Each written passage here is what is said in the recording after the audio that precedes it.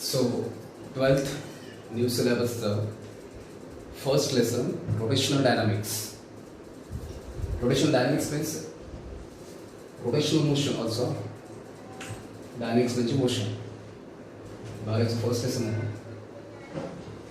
Rotational motion आपण start केलेलं आहे, थोडंफार आपण घेतलं आधीच, आणि तरी सुद्धा आपल्याला त्याच्याशी रिलेटेड असलेले काही टॉपिक्स आपल्याला घ्यायचे आहेत. तर तो पहिला टॉपिक यामध्ये आपण बघू, तो आहे सर्क्युलर मोशनचा. सर्क्युलर मोशन हे पण आपलं थोडंसं झालेलं आहेच, ते थोडंसं रिवाइज करूया. सर्क्युलर मोशन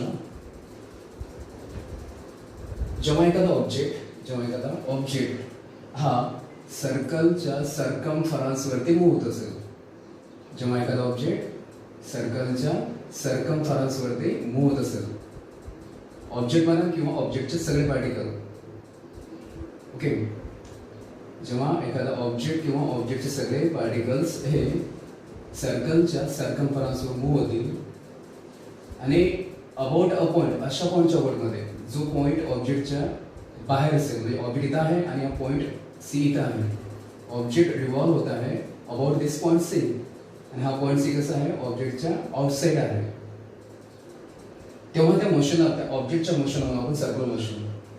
किंवा जेव्हा एखादा ऑब्जेक्ट हा मूव्ह होत असेल एका दुसऱ्या ऑब्जेक्टच्या अबाउटमध्ये, जेव्हा एखादा ऑब्जेक्ट रिव्हॉल्व होत असेल दुसऱ्या एखाद्या ऑब्जेक्टच्या अबाउटमध्ये, तेव्हा आपण ह्या ऑब्जेक्टच्या मोशनला आपण सर्क्युलर मोशन. त्याची डेफिनेशन, सर्क्युलर मोशन डेफिनेशन कशी म्हणणार आहे, when an object or every particles in object moves along the circumference of circle about a point and about some point which is outside the object, or about some other object, then its motion is called as the circular motion. Example, काय आपल्याला basic आपल्याला example माहिती आहे circular मोशनचे. First example, revolution of earth around the sun. बरोबर आहे, अर्थ सनच्या around revolve होते, अर्थचे पण मोशन झाले सर्क्युलर मोशन. किंवा revolution of satellite around the earth, satellite सुद्धा जे रिव्हॉल्व होतात अर्थच्या अराउंडमध्ये, सॅटेलाइटचे मोशन सुद्धा सर्क्युलर मोशन बनतात.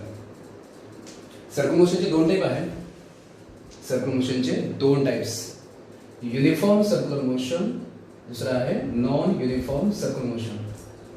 मध्ये दोन्ही टाइप कशावर बेस्ड आहे, तर सर्क्युलर मोशन परफॉर्म करताना ऑब्जेक्टची स्पीड ही कॉन्स्टंट आहे की व्हेरिएबल आहे, चेंज होत आहे, यावर डिपेंड आहे सर्क्युलर मोशनचे हे दोन type. So there are two types of circular motion based on whether the speed of object is constant or variable. First type is uniform circular motion, and in uniform circular motion speed is constant.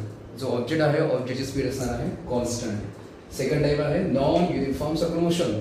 Obviously त्यामध्ये काय असेल, त्याची speed constant नसेल, it will be variable. We'll say uniform circular motion. Again, uniform circular motion is also circular motion, type of circular motion ज्यामध्ये ऑब्जेक्टची speed असेल constant. So जेव्हा एखादा object हा सर्क्युलर पाथवरती मूव्ह होतो आणि मूव्ह होताना त्याची स्पीड जर असेल कॉन्स्टंट, स्पीड कॉन्स्टंट म्हणजे काय, की सपोज कन्सिडर ऑब्जेक्ट हा ए टू बी गेला, टाइम लागला 1 सेकंद, हाफ सर्कल कंप्लीट केला, आणि अगेन बी टू ए गेला, टाइम लागला 1 सेकंद आणि हाफ सर्कल कंप्लीट केला. म्हणजे बघा, एका सेकंदामध्ये half circle A to be आणि बी टू ए सुद्धा केलं एका सेकंदामध्ये हाफ सर्कल, म्हणजे इक्वल टाइम मध्ये इक्वल डिस्टन्स कव्हर होत आहे, याची स्पीड काय असेल, कॉन्स्टंट असेल. मग तेव्हा त्याच्या सर्क्युलर मोशन आपण uniform circular motion. If an object moves along the circular path with constant speed, that is it covers equal distance along the circumference in equal interval of time, then its motion is called as the uniform circular motion. For example, again example is करणार आहे circular मोशनचेच. Motion of tip of hands of clock. आपल्याला माहिती आहे sir, clock म्हटलं आपण, क्लॉकचा कुठलाही जर हँड घेतला आपण, सेकंड हँड आपल्याला माहिती आहे, सेकंड हँड हा एक रेव्होल्युशन कमी करतो 60 सेकंदमध्ये, दुसरं पण रेव्होल्युशन कमी करतो 60 सेकंदमध्ये, प्रत्येक रेव्होल्युशन कमी करतो तो 60 सेकंदमध्ये, म्हणजे इक्वल टाइममध्ये इक्वल डिस्टन्स कव्हर करतो. तेव्हा त्याची पण मोशन काय असेल, सर्क्युलर मोशन असेल, युनिफॉर्म सर्क्युलर मोशन.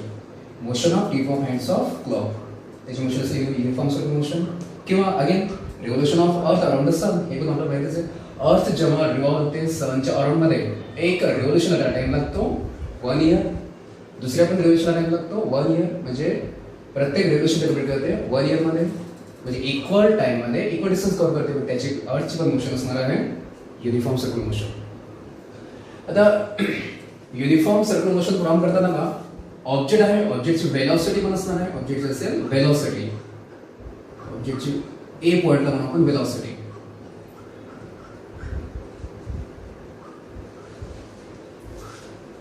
जर ऑब्जेक्टची वेलॉसिटी म्हटलं वेक्टर आहे आणि वेक्टरचे दोन पॉइंट असणार आहे, दोन पार्ट असणार आहे. एक त्याचे असणार आहे मॅग्निट्यूड, दुसऱ्याचे त्याचे असणार डायरेक्शन. बघ युएसए मध्ये ऑब्जेक्टच्या वेलॉसिटीची व्हॅल्यू, त्याची मॅग्निट्यूड ती काय असते, कॉन्स्टंट असते. युएसए मध्ये magnitude of velocity that is speed of an object remains constant, म्हणजेच मोड ऑफ वेलॉसिटी इक्वल टू काय असते, कॉन्स्टंट. ओके, वेलॉसिटीची मॅग्निट्यूड झाली कॉन्स्टंट, आता आली डायरेक्शन. मग युएसएम परफॉर्म करताना ऑब्जेक्टची वेलॉसिटी, त्याची डायरेक्शन, वेलॉसिटीची डायरेक्शन ही आपण त्या पॉइंटला टॅन्जेंटच्या डायरेक्शन दाखवतो. म्हणजे जर समजा आता एखादा ऑब्जेक्ट आहे, ऑब्जेक्ट परफॉर्म करत आहे, युएसएम परफॉर्म करत आहे आणि युएसएम परफॉर्म करताना ऑब्जेक्टची ए पॉइंटची वेलॉसिटी ती आपण कशी दाखवतो, ती असणार आहे त्या पॉइंटला टॅन्जेंटच्या डायरेक्शनमध्ये. किंवा जर ऑब्जेक्ट समजा इथं जर असेल, ऑब्जेक्ट बी पॉइंट असेल, तर तिथं त्याच्या वेलॉसिटीची डायरेक्शन असेल त्या पॉइंटला टॅन्जेंटच्या डायरेक्शनमध्ये.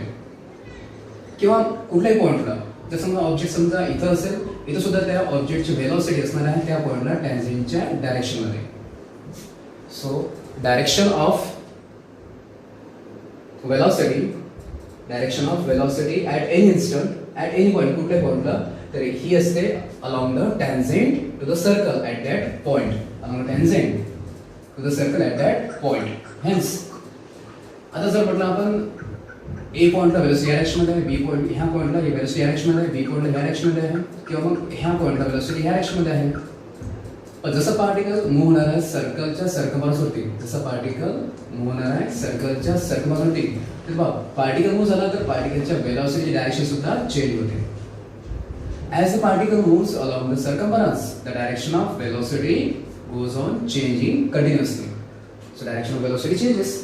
As the direction of velocity changes, जर समजा velocity direction change झाली म्हणजे velocity change झाली, आणि जर velocity change झाली म्हणजे त्यामध्ये ते acceleration येते. म्हणून युनिफॉर्म सर्क्युलर मोशन ही accelerated motion असते. As the object moves along the circumference, the direction of velocity changes continuously, and velocity changes. Thus, USM is an accelerated motion. So, USM काय असतं? Accelerated motion असते. दुसरं, ज्या प्रकारे आपण म्हटलंय की USM मध्ये ऑब्जेक्टची स्पीड कॉन्स्टंट असते. मग स्पीड कॉन्स्टंट असेल तर तिथं ऑब्जेक्ट हा इक्वल टाइम मध्ये त्याचा पाथ रिपीट करते. इक्वल टाइम मध्ये त्याचा पाथ रिपीट करते, म्हणजे त्याची मोशन पिरियडिक सुद्धा असते. त्याची स्पीड कॉन्स्टंट आहे म्हणून तो काय करते, इक्वल टाइम मध्ये स्वतःचा पाथ रिपीट करतो. आणि जर समजा असं जर असेल तर मग त्या मोशनला म्हणतो आपण periodic motion. Also, as the speed is constant, object repeats its motion after equal interval of time, and hence USM is a periodic motion. Okay, next we will discuss non-uniform circular motion. Now we will say non-uniform circular motion. Again, ही सुद्धा circular motion चा एक टाइपच आहे, आणि यामध्ये काय असेल, speed ही constant नसेल, object speed constant नसेल, इट विल बी व्हेरिएबल. जेव्हा एखादा ऑब्जेक्ट हा मूव्ह होत आहे सर्क्युलर पाथमध्ये आणि मूव्ह होताना जर त्याची स्पीड कॉन्स्टंट नसेल, ती चेंज होत असेल, ती काय होत असेल, चेंज होत असेल विथ रिस्पेक्ट टू टाइम, टाइमच्या हिशोबाने चेंज होत असेल, तर तेव्हा त्याची जी मोशन असणार आहे तर ती मोशन त्याला म्हणून आपण non uniform circular motion. USM मध्ये स्पीड कॉन्स्टंट असते आणि नॉन युएसएम मध्ये स्पीड ही कंटिन्युअसली चेंज होते with respect to time. When the speed of an object, ऑब्जेक्टची स्पीड, जो ऑब्जेक्ट मूव्ह होत आहे हॉरिझॉन्टल सर्कल मध्ये, हॉरिझॉन्टल सर्कल मोशन मूव्ह करत आहे आणि त्याची स्पीड चेंज होत आहे विथ रिस्पेक्ट टू टाइम, तर तेव्हा त्याच्या मोशनला म्हणू आपण non uniform circular motion. Okay, for example जेव्हा आपण एखादा स्टोन आपण टाय केला, एखादा स्टोन टाय केला आपण स्ट्रिंगला आणि त्याला जर समजा व्हर्टिकल सर्कलमध्ये आपण रिव्हॉल्व केलं तर त्याची स्पीड कशी असते वेगवेगळ्या पॉईंटला वेगळी असणार आहे. म्हणून मग त्याच्या मोशनला म्हणून आपण नॉन युनिफॉर्म सर्क्युलर मोशन म्हणून आपण. The stone tied to string moved in a vertical circle, तर त्याची मोशन सुद्धा असं एक्झाम्पल झालं हे non essential. Second example motion of rolling coaster. Rolling coaster आपल्याला माहितीच आहे, रोलिंग कोस्टर तर त्याची जी मोशन असणार आहे ती सुद्धा कशी असणार आहे नॉन युनिफॉर्म सर्क्युलर मोशनचे example. Okay, so these are the example of non uniform circular motion. So we have completed UCM as well as non-UCM. Next, we will discuss some more parameters about the circle motion. It may includes त्यामध्ये आपण बघू radius vector, त्याला समजा आपण position vector किंवा angular displacement किंवा angular velocity